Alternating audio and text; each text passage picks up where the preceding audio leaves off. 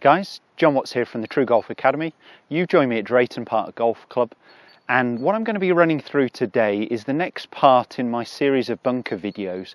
So my first alternative lie that I did was the plug lie. So if you haven't already seen that, please check that out. It's definitely got some relevance for what we're going to run through today. Today is how to cope when there's less sand in the bunker. So it's the bear lie, when there's a little bit less sand. So what I've done, you might wonder why there's a ridge of sand here. This isn't how the green staff have left it. I've just pushed the sand away just to make it pretty hard and pretty compact under my golf ball here. And we would get this more perhaps in the winter when we have a lot of rain and it's washed a lot of the sand away, or it's made very hard compact sand. Possibly, and unfortunately there are golfers out there that aren't raking the bunker as well as they should. So if you ended up in someone's footprint, again, you would have a bear lie. You would have to deal with this kind of situation. So I want to talk you through what you can do. And as I said, there's some real similarities between the bear lie and the plugged lie as well. So please make sure you check out that first video. That's going to help answer a few questions for you. So what we really need to do, we still want to hit the sand. We're not trying to take the ball cleanly. Okay, we are still trying to hit 2 inches behind the ball. We are still trying to take the sand. So what we need is a club that's going to dig a little bit more. So in the plug lie video, I talked a little bit about the bounce of a golf club and how the lob wedge will generally have less bounce on than the sand wedge. So I've got a 58-degree wedge here with 10 degrees of bounce. The more I open the club face, the more effective bounce I have. So the leading edge will be sitting higher off the floor level. That's going to cause it to skim. When there's less sand, I need that club to be digging. So I'm definitely not going to be looking at trying to open that club face on the standard shot, but I am going to show you an alternative way of playing a bear lie bunker shot that you can still generate some height. It has a higher risk to it, but I'm going to show you that part in the video also. So our standard one, we actually want that club face pretty square.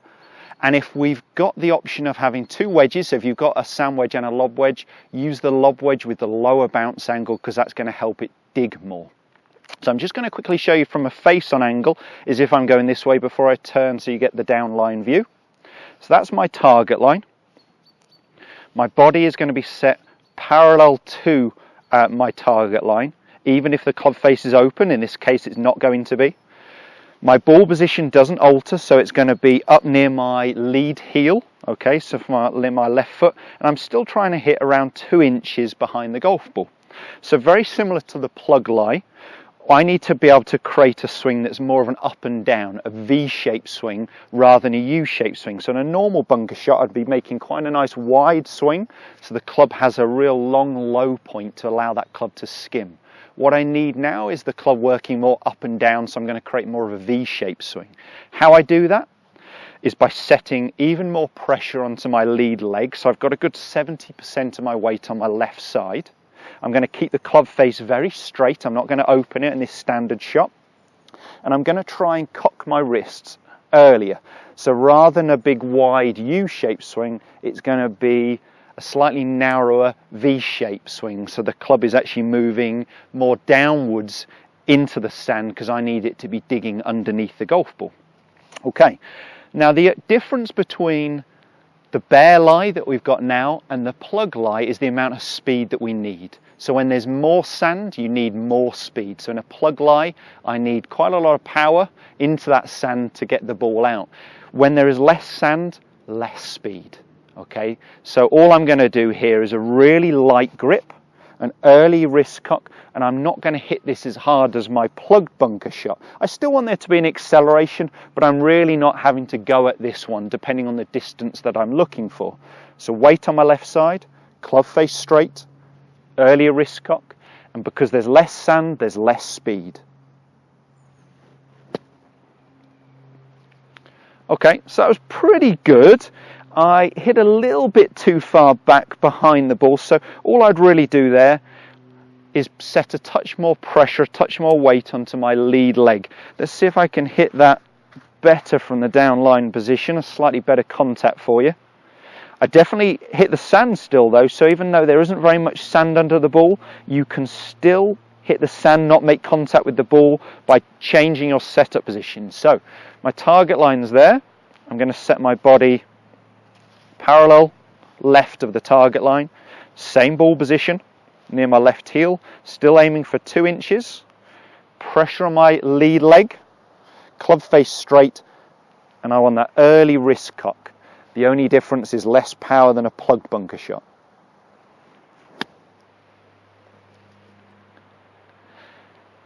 Now, not bad there. It's ran on to about 10-15 foot past the pin. What you will get with this is that lower ball flight, because we've got that square club face, we've got that earlier wrist cut. So you'll have seen quite a low trajectory. Great if that flag is 15, 20, 30 yards away from you. A little bit trickier if that pin's sitting a touch closer to you and you've got to carry it over the bunker like I have now. So I have got an alternative for you. Now, it's a slightly higher risk shot, so it would take some practice before taking it to the golf course. I would encourage you to do that with all these shots, of course, but this one does have a slightly higher risk. So, my target line still, but what I'm going to do is I'm actually going to be opening the club face, okay, even though there isn't very much sand. I'm going to be opening the club face, but I want to drop my hands down lower.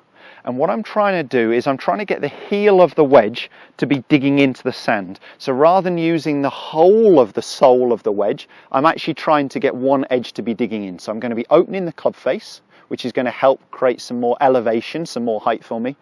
But I'm going to be trying to actually dig the heel of the wedge into the sand. So it's going to be more of a choppy out to in movement. So my target line, my body is parallel. I don't change my ball position.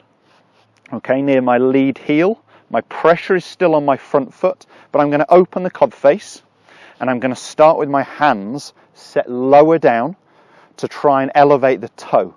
And what I'm going to be doing is actually trying to dig the heel in a couple of inches behind the golf ball. So it's going to be more of a choppy out to in movement with the open club face. So it's just going to be cutting into the sand, okay?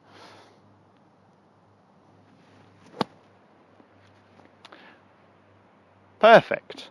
So that one, my divot line there, I'll just try and show you, is in that direction, whereas the target was there. So it was a definite out to in path by around 15 degrees.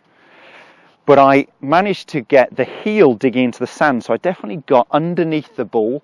The ball came out higher and softer. It actually managed to come up a little short of the pin, which I'm quite proud of there. That is a higher risk shot, but it is a great one if you need height from a bare lie. The key points: open that club face, start with your hands down low, okay? And we're going to be making quite a choppy out to in swing where we're trying to get the heel to dig into the sand, because we got something to go underneath the ball, even though there's quite a bare lie here. As I said, that is a higher risk shot. The first part of the video is the much safer shot if you have got the room to allow it to release on the green. I hope that video's helped. Please make sure you check out the other parts of the bunker series as well, and make sure you leave any questions, comments below. Your feedback is really appreciated. Thanks, guys.